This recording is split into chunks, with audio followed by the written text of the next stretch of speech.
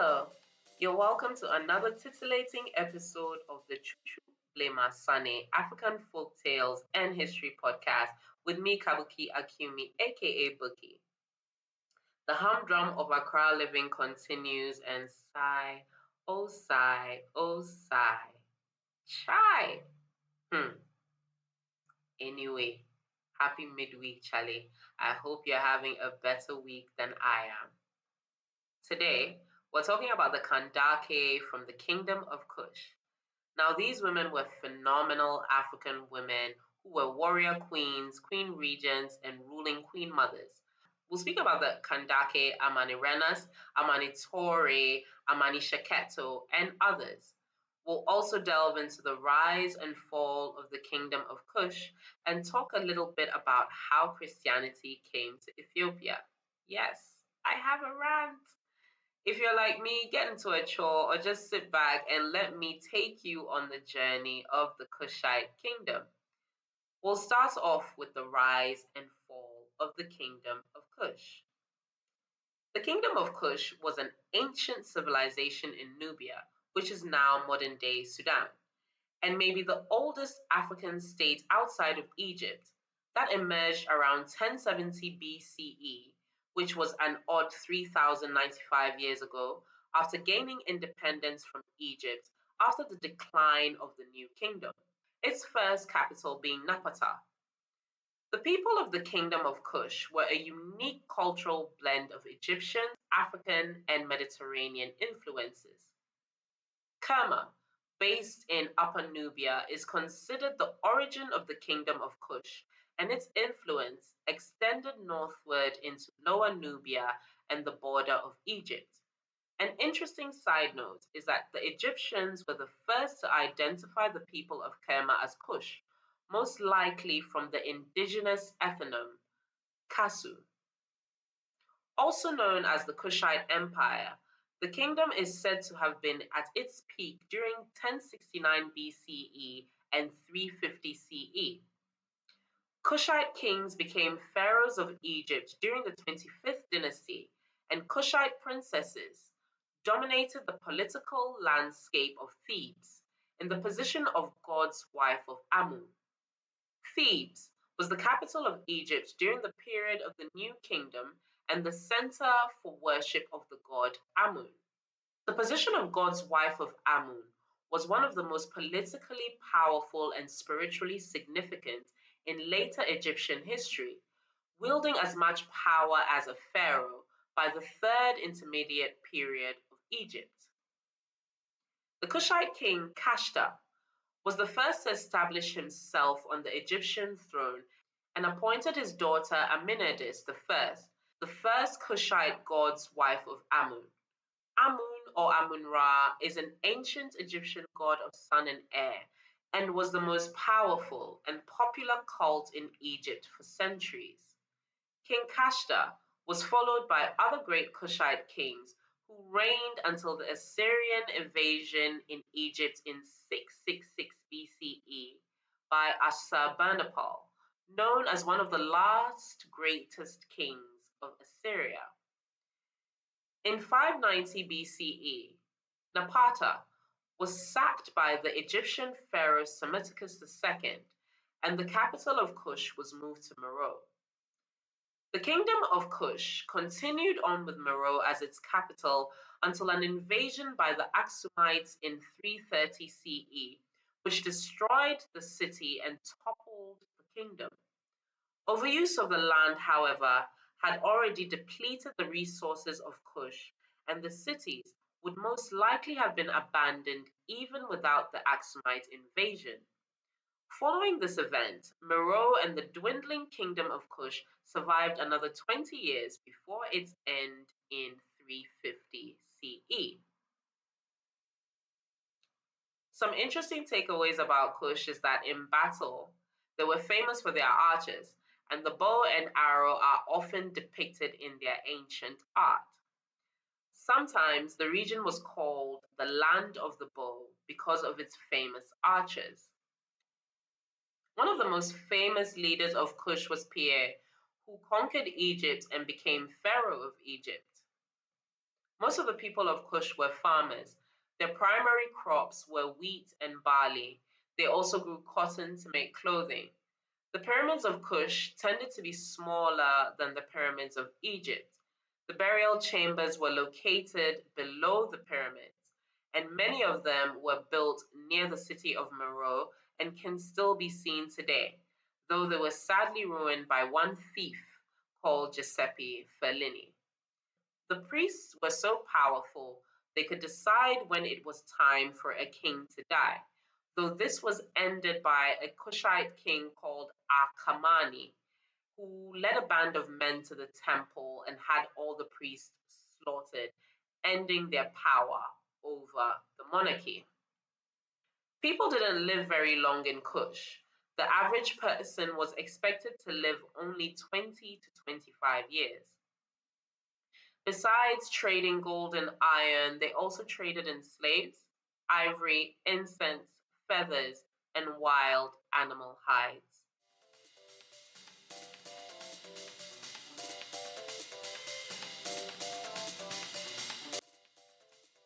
And now for the main event, the Kandakes of Kush. The Kandake or Kentake, which was Latinized to be Candace, was the Meroitic title for the queen mother or queen of the kingdom of Kush. The title of Kandake was the sister term to the king of Kush, whom, due to matrilineal succession, would bear the next heir, making her a queen mother. These women were mighty rulers, the first of them being Kandake Shahandakte. Now, I'm so sure I'm butchering that, but that's what Google says the pronunciation is. But I'm 100% sure that me and Google are both butchering it. But here goes nothing.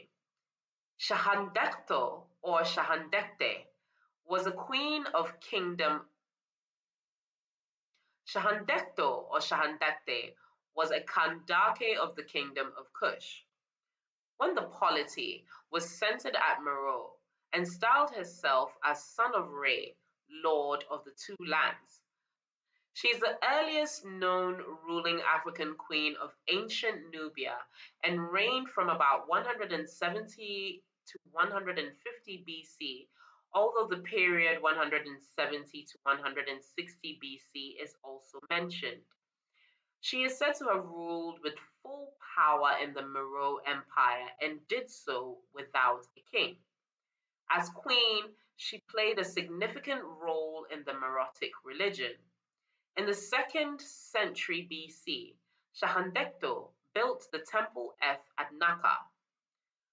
Her name was inscribed as a royal queen in the Egyptian Meroitic hieroglyphs. This inscription is one seen on the door of Jams at the altar niche of the Temple F in Naka. Even though her family ascendants remain obscure, in one of her carvings on a dorsal pillar, she is shown adorned with an insignia of rank on the forehead of a crown, similar to one worn by the reigning kings, with the decoration of a sun disk and tall feathers. The garment decorating her, similar to that seen in pharaonic art, is drawn as the three-part royal costume. The necklace and her earrings have the decoration of a goat head, a sacred animal of the god Amun, used in Kushite decorative tradition, which was popular in Nubia. Now, Widemak is noteworthy, yet very little about her is known. What I loved most is the badass bare-breasted portrayal of her in her tomb. A statue of her shows her wearing a royal coat, sash, and tasseled cord, which speaks to her being a ruler, warrior, and hunter. She is stated as the mother of Amanihabale, who is said to have been succeeded by Amanitore and Natakamani's rule, which is a lot confusing because Amanirenas and Amanishakto seem to have ruled before Amanitore and Natakamani. It is also stated that she was the daughter of Amanitore, which leads me to believe there were two Amanitores in existence. The most popular known Kandake is Queen Amanirenas, reckoned to have been born between 60 and 50 BC. Unfortunately for us, the kingdom's hieroglyphs haven't been intricately deciphered, so historians rely primarily on the accounts of the Greek geographer-historian Strabo of Amasya and the Roman historians Pliny the Elder and Cassius Dio to understand the sequence of events that enshrined Kandake Amanirenas in the pantheon of African female heroines. She's known as the main reason the Romans were never able to triumph over Kush. The Roman conquest of Egypt in 30 BC led to further incursions southward towards Kush. There was an attempt by the new Roman provincial governor of Egypt, Cornelius Gallus, to impose taxation on Kush-controlled Lower Nubia. Queen Amanirenas led an attack on the ancient Egyptian city of Thebes and the garrison of three cohorts in another city called Syene. Together with her generals, she captured two other cities called Elephantine and Philae, taking captives and pulling down statues of Caesar. During the early stages of the 5-year conflict, the queen's husband, King Pteroticus, died in battle, and the responsibility to soldier on through the war fell on Kandake Amanirenas and her son, Prince Akinadad. From her throne, she led the Kushites north to engage the Romans. The Kushite triumph on Syene in 24 BC resulted in the city being sacked and statues of Roman Emperor Augustus vandalized. A bronze head of the emperor was transported to the royal palace where it was buried under the entrance, a contemptuous insult to a powerful, defeated foe. In an unlucky turn of events for the Kushites, the new Roman emperor of Egypt, Gaius Petronius, led an expedition of 10,000 soldiers to reconquer territory and invade deep into Kush itself, pillaging, enslaving inhabitants, and establishing new borders for the Roman Empire. She lost her eye in battle and became known to the Romans as the one-eyed Candace. By the end of 24 BC, Prince Akinadad perished in the war to thwart Roman expansion and ensure Kush's sovereignty. Petronius occupied and ravaged the city of Napata, and after several defeats, Kush failed to overwhelm the Roman garrison at Primis. In a diplomatic move, Amanirenas dispatched envoys and the message that she would return both the captives taken in Syene and the statues of Caesar. Her olive branch was ignored, and the city was razed, and some of the surviving captives he took were sold, and others sent to Augustus as prisoners of war. Amanirenas' retaliation was to lead a second attack against the forces of Petronius that had been left behind at Preminis. He outplayed her maneuver and arrived at Preminis first, fortifying against her attack. She tried diplomacy again and sent ambassadors, and peace negotiations began in Dakar. Her emissaries negotiated with Augustus, where he granted her two important concessions. The first was the cancellation of the tax on Meroe, and the second was that Roman occupation would withdraw from the Second Cataract around Jamai to Maharaka, almost back on the border of Egypt. Rome had finally concluded a punitive military action against a formidable adversary on the southern border of its empire by reasserting its supremacy in that region. Kandake Amanirenas spared her people centuries of domination by successfully resisting complete conquest by Rome. Unlike other kingdoms on the edge of Roman Europe, Roman Africa, or Roman Asia, she did not cede large swaths of territory and was never forced to pay tribute or contribute material resources to Rome. Amalishaketo succeeded Amanirenas somewhere between 10 BC and 1 AD. Though their direct relationship is unclear, some scholars suspect she might have been the daughter or sister of Amanirenas. She was known to be a fighter and a pyramid builder, with her stela, which was a standing stone slab which was used as a grave marker, being inscribed with the words Warrior Queen of Nubia and depicted on several monuments in different Kushite ancient towns carrying bows and arrows. She is illustrated on the temple of Amun in Naka, seated next to warrior god and goddess Amisemi and Apedemak. In hieroglyphics, this symbolizes a person of very high importance. In a separate illustration, she is depicted with the goddess Amisemi in a similar attire in a seemingly intimate interaction which speaks to her power. She is said to have built many pyramids in Wat Ban Naka, an ancient town in Meroe, including a two-story, 60-room brick palace. She is said to have had good relations with Rome, also sending an ambassador there for negotiations and dealings. In 1834, her pyramid was looted by the treasure hunter. Let's just call a spade a spade. That man was a thief. Giuseppe Fellini, who was also responsible for the destruction of over 40 pyramids. The treasure obtained from her tomb showed she was a powerful queen who ruled independently. A collection of royal stamps in 12 groups was found, made of pure gold, and carrying carvings of the god Amun and other gods in all different positions, either presenting a crown, sitting on the throne, or defeating the Romans, along with pictures of lions, sheep, beetles, and birds.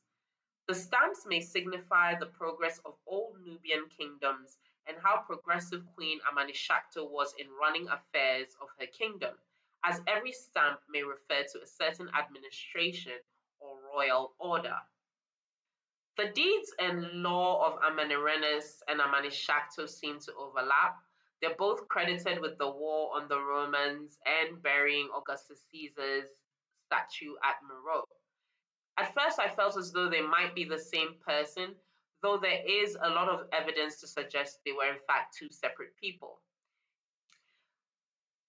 Kandake Amanitore is known as one of the traditional ruling warrior queens. She had a co-ruler called Natakamani, and the knowledge as to whether he was her son or husband is sketchy, though now it is generally accepted that he was her son. It is believed he died in battle, and Amanitore continued to rule Kush after this. Their reign is known to be one of the most prosperous times for Kush.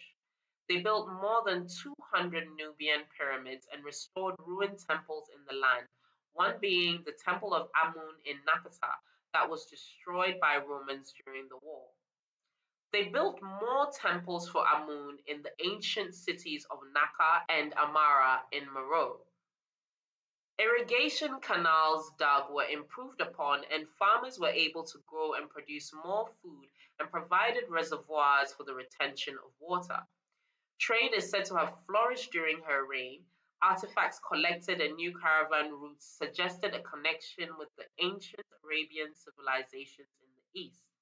Amanitore is depicted in a temple dedicated to Apademak as a fierce warrior with her sword high, annihilating her enemies. She is said to feature in the Bible, though her title Candace was misrepresented as her name. Nawidemak is also at a point cited as the Candace mentioned in Acts chapter 8, where her treasurer was converted to Christianity by Philip the Evangelist. This story has also been attributed to another Kandake called Amanitere, though it seems that she could be the same person as Amanitore. If Amanitere did in fact exist, then she succeeded Amanitore and ruled between 25 to 41 CE. Not much is known about her rule other than her possibly being the Candace mentioned in the Bible and her possibly being of the Jewish faith. She is known to be a ruler who had great authority and was in charge of her treasury. Kandake Malekoroba is one of the 8 Candaces known to the Western world. She ruled over the ancient kingdom of Meroe half a century prior to its final decline and sacking by the Roman proxy state of Aksum. She is listed as the last Kandake of Meroe, but that is inaccurate. The last Kandake was in fact Laki Dermani, who ruled over Meroe during its decline. Though she was the last Kandake, the last woman ruler of Meroe is called Amani Filade. She ruled the city of Meroe between 308 to 320 AD and likely died around 350 AD. Much like other Kushite rulers, her name incorporated the god Amun. Amenipelade is solely attested from a Meroitic inscription on a funerary inscription found in Meroe. Other Kandake include Amani Kashatan, a priestess of the sky goddess Nut, who was the goddess of the sky, stars, cosmos, mothers, astronomy, and the universe in ancient Egyptian religion. Amani Kashatan was celebrated for sending her Kushite cavalry to help Titus during the Great Jewish Revolt in 70 AD. The role of the women as rulers in Kush began as queen mothers who had an important role in the election and coronation of their sons, and as time went on, their political power and status increased, and they were able to declare themselves sovereign. Other women ruled in Kush prior to the Kandake, and we might delve into that another time on the pod. The matriarchal system in Kush is very similar to the Ashanti kingdom, and no one can sway me from the conviction that these kingdoms were both as prosperous as they were because of the strong influence of the women who ruled and aided the men who ruled. Any society that doesn't stifle the power of its women blossoms and thrives. I wish there was more concise and accurate information on these women and their rules, but the little I found speaks volumes. I have deep admiration for Shahandachto and Amanirenas. They did not only rule with a love for their people and culture, they influenced a lot of change and progress for their land. Amanirenas stood up to the Roman Empire in a time where a lot of cities were bowing down to them, and despite losing her husband and son, she soldiered on till she succeeded in negotiating a fair and just deal for her people. These women weren't only fighters, they were builders and maternal figures to their people. They were also independent in a time where women in parts of the world that were supposed to be more civilized were mainly relegated to the home and weren't allowed any autonomy. The women in Kush, even those who were not monarchs, helped govern the land and were in charge of resources for the land.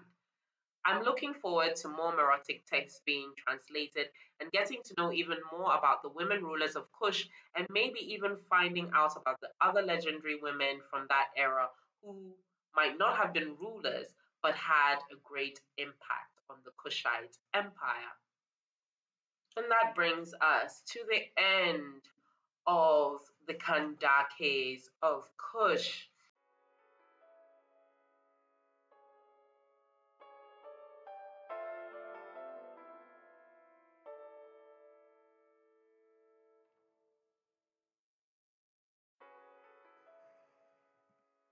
It's time for another bookie rant.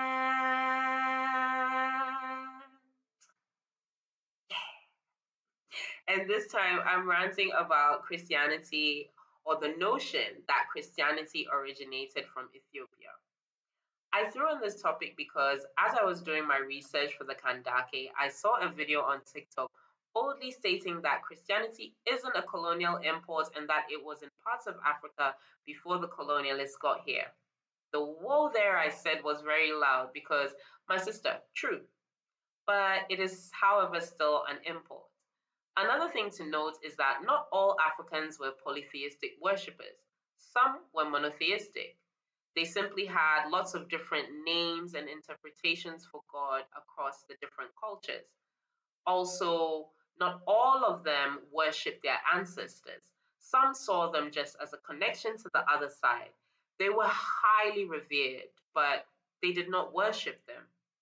Amanitore or Amanitere or Nawidemak, as we're not 100% sure which one of them is the Candace from the Bible, drew me to the story about the Kandake in the first place. Even though the story I heard, which was actually about Amanirenas, wrongly named in that particular story, my curiosity was piqued by Christianity being founded in Ethiopia that far back. So I did my digging. Yes, Ethiopia ended up being one of the first regions to adopt Christianity even before parts of Europe, but it is still an import. And I think the main problem is the demonization of our ways of worship before we were introduced to Christianity. Our way of life being made to feel evil and unruly, and us becoming more civilized after conversion is far from the truth. Our kind, conscious, and inclusive ways of living helped us flourish in ways that astounded foreigners. It's also hard to separate colonialism from the spread of Christianity, considering the fact that most New Age Christians worship what is called the manipulation of the word by those who emphatically state that Christianity wasn't brought to us by the white man. Was the Ethiopian Bible written by Ethiopians? No. It was written by Abba Garima, a Roman. What were the Romans doing in Africa? Colonizing it. So Jesus was introduced to us by colonialists. Yes, granted, it wasn't until the Greek missionary Frumentius. Wow, I said that wrong. Frumentius. Frumentius. The Greek missionary Frumentius converted the Asukamite king Izana that Ethiopia became a Christian state, and this wasn't under duress. However, it doesn't change it being a foreign import. I know I will definitely revisit the subject again because I intend to do a deeper dive, but I just wanted to, yeah, it, and there are some people who even say that it originated in Ethiopia. It did not. It originated in Judea. It didn't originate in Ethiopia, and it's not like Ethiopians were just sitting there and all of a sudden just thought of a man called Jesus. You know what I mean? Like this was introduced. It was a foreign introduction, you know? So it's like I get the argument. Yes, maybe it wasn't like brought to us by the Europeans who colonized us, but it was brought to us by colonialists anyway, because the Romans were colonizing Africa. So just wanted to leave that little tidbit for you guys. Thank you. It's the end of another bookie rant.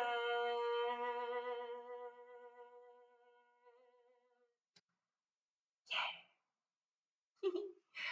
Anyway, we've come to the end of another episode of the Choo Choo Blame Sunny podcast. I hope you enjoyed it. We will be bringing you episodes bi-weekly and on Wednesdays. You can catch the podcast on Spotify, YouTube, or Patreon. Like, follow, comment, and subscribe. Thank you. You can also follow us on Instagram and TikTok at TBS Daily _AFT or email us at chuchublemasane@gmail.com. We'd love to hear any other versions of the stories you hear on here or just any other thoughts you have. You can also send in your original short stories and they will be featured on the pod. I want to hear a story. The last one I heard was really good and I'm looking forward to hearing another one. So do send a story in if you have it. And like I said, you can use a pseudonym if you don't want to go public with it. But it would be nice if you shine your light. You know what I mean? Yeah, that would be cool. In the next 2 weeks, we'll be talking about the Indebele folk tale from Zimbabwe, the tale of the midnight goat thief.